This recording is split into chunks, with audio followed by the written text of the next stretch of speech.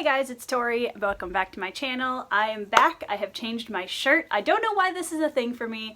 If there are any other booktubers that do this, please let me know, because I have one of those weird things where I like to film multiple videos on one day, but I can't wear the same shirt even though it's the same day because it just looks weird to have the same shirt in like 5 different videos. Right now I am going to be doing the Do I Have That Book tag, which was originally designed by Tabby from Keeping Tabs, which I will link in the description below so you can go check out her channel. I'm gonna do this. I'm excited. This time I'm gonna sit down because doing this standing up, I enjoy sitting on the floor anyway, and I have a lot of energy today. Question number 1, do I have a book with deckled edges? Now, I know this is a huge controversial thing on BookTube because like what's more important to get controversial about than deckled edges on book pages? I personally don't really love them just because from a practical standpoint they are really hard to flip through when you're reading. That's really the only reason I don't like them. But the book that I have pulled out is The Outsiders by S.E. Hinton. I have the Platinum Edition, which, as you can see, does have some fantastic deckled edges on it. Question number 2, do I have a book with 3 or more characters on the cover? For this one, I'm going to be pulling out Kings of the Wild, which has the entire band on the front. We've got Clay, we've got Ganelon, we've got Moog, we've got Gabe, and we've got Maddie. And I love them all so very dearly if you are a fantasy fan. And honestly, even if you have a hard time getting into epic fantasy, but you enjoy like really nerdy fantasy type things, this book is a really fun read. It definitely comes with a mature content sticker on it. Question number 3, do I have a book based on another fictional story? I think for this one I'm going to go with The Lost Boy by Christina Henry, which is a dark retelling of Peter Pan and Captain James Hook, which I absolutely love. I have currently loaned it out to a friend, so I do own it. It's just not on my shelf right now, but it definitely bears recommending. Question number 4, do I have a book with a title that is exactly 10 letters long?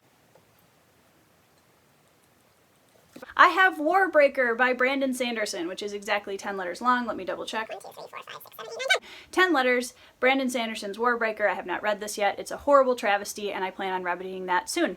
Number 5, do I own a book that has a title that starts and ends with the same letter? I have Sky Without Stars by Jessica Brody and Joanne Rendell. I have not read this yet. It's supposed to be kind of like a retelling of Les Miserables in space, but it's YA. I have no idea if it's going to be horrible or good. I have not read it yet, but yeah, starts and ends with the same letter. Question number 6, do I have a mass market paperback book? I think it just kind of goes without saying that I have mass market paperback books. That is one shelf. I have quite a few more up on the shelf of my main bookshelf, which is like the shelf above the one that you can see. Personally, I'm not a huge fan. I do read them and I'm fine with them, but it is definitely harder to read trade paperbacks than it is when you get the slightly larger sizes.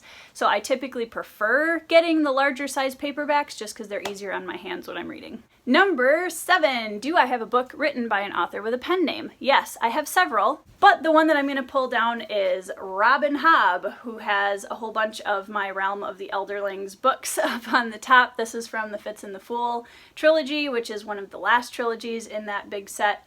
But yes, Robin Hobb, for those of you that didn't know, Robin Hobb is not actually Robin Hobb's real name. Question number 8, do I have a book with a character's name in the title? I'm going to refrain from using Mara here because I've already used it for my previous book tag video. I'll pull a few classics actually. I have White Fang, I have Frankenstein, and I have Jane Eyre. There's 3, I have some others. Oh, Grendel by John Gardner, Tagarung by Brian Jakes, Artemis Fowl. I'll stop there. Question number 9, do I have a book with 2 maps in the front? And actually this was perfect timing because I just started reading The Way of Kings by Brandon Sanderson. Everyone pray for me because look at this thing. We have this map, and then we have this map, and there are others all throughout the book. So yes, Way of Kings by Brandon Sanderson. Question number 10, do I have a book that was turned into a TV show? Now, I realize that it is the Grishaverse, not technically Six of Crows. However, there are Six of Crows characters in the new TV show for the Grishaverse, and so we're just gonna go with it because it's close enough. Six of Crows by Leigh Bardugo. Question number 11, do I have a book that was written by someone who was originally not an author, like a TV personality, celebrity, etc.? I do have a couple of these. I tend to enjoy comedic parenting books, and so I do have Hold On But Don't Hold Still by Christina Kuzmich, who I most of the time absolutely love. She's hilarious, especially if you're a parent and you need a good laugh. Look up this woman. The other one I have is Dad is Fat by Jim Gaffigan, who is also a comedian that I enjoy.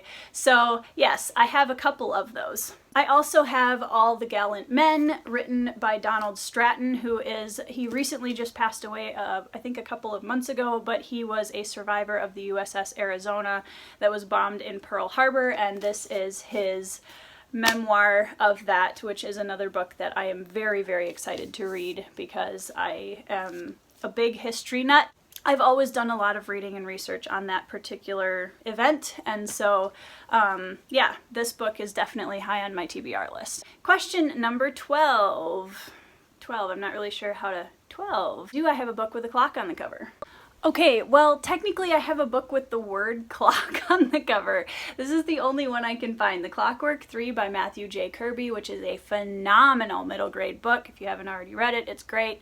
This one has a lot of clock stuff in it, so I'm like, oh, why is it not on the cover? But it is a really awesome cover. Let's just appreciate that for a minute.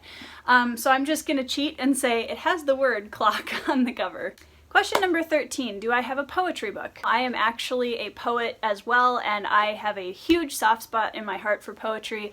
I have quite a few different ones. I have Haypacks by A.E. Stallings, which is one of my husband's absolute favorite poets. This is left over from college, but I also have the Norton Anthology of Poetry, which honestly, like, I've never been into rhyme and meter nearly as much as I am into free verse, so there are quite a few different free verse poets that I really love.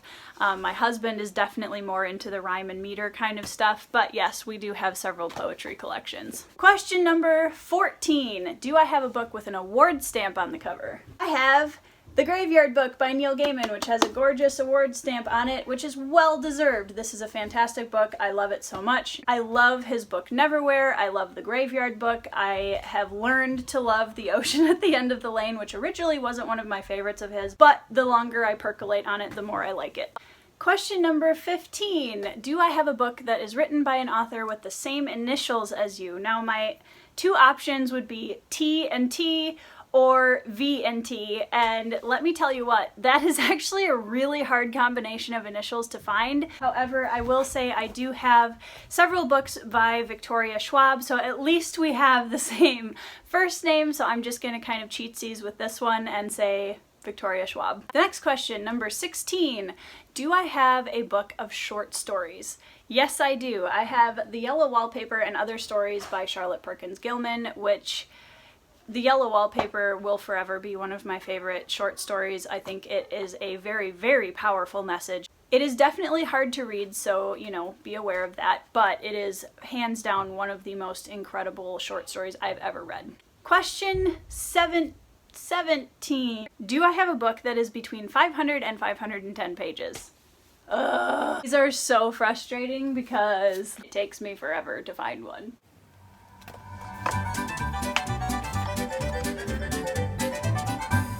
Okay, well, I'm just going to use Our Dark Duet by Victoria Schwab once again, which is exactly 510 pages. Question number 8. These are getting harder. 18. Do I have a book that was turned into a movie? I have Ready Player One by Ernest Cline. This is a book where I kind of actually enjoyed the movie more than I thought I was going to, and I wanted to read the book, so I did. Question number 19. Okay, so do I own a graphic novel? Yes, I'm selling both of the graphic novels that I currently own. However, I have just ordered a set of Brandon Sanderson's White Sands graphic novels, so technically I own them, I just don't have them yet. Question number 20 is the last one, and that is, do I own a book that was written by multiple authors? I have Mad Love, which is a novel about Harley Quinn and the Joker. I have not read this yet, but I'm really excited to. And this one is by Paul Dini and Pat Cadigan.